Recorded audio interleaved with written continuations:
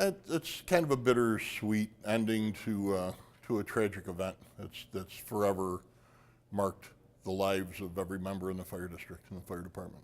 I was in the courtroom a few of the days with the families. I think it's toughest for the family members who suffered the huge losses that was a result of this tragic event, because it just keeps regurgitating the tragic events as they occurred, you know, and right now the thing that they're looking for most is the quiet of being left alone and being able to resume some form of normalcy in their lives. Yeah, it was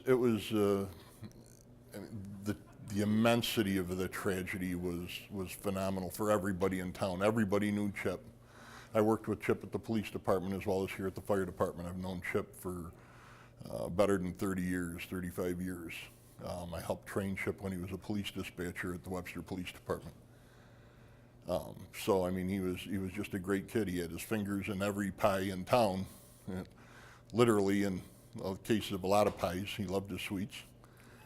But I mean, he was just a great guy. He was there for everybody. Anybody needed anything, he was there to laugh at you when you made a mistake, or to support you when you made a mistake. He was there all the time.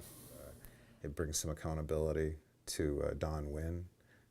Certainly her actions enabled or facilitated William Spengler, who was a convicted murderer, to murder again.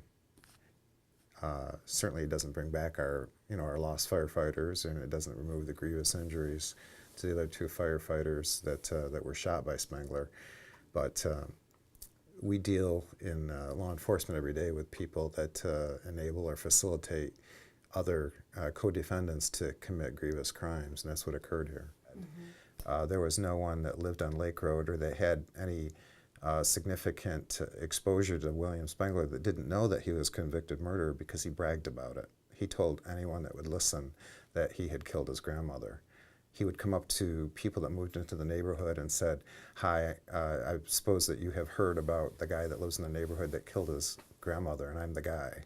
So it's hard for me to fathom that Dawn Nguyen would not have had knowledge that William Spengler was a convicted murderer.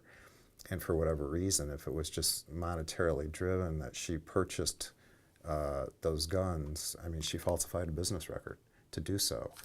And her actions put a serious assault weapon into the hands of a convicted murderer that then went on again to commit additional murders.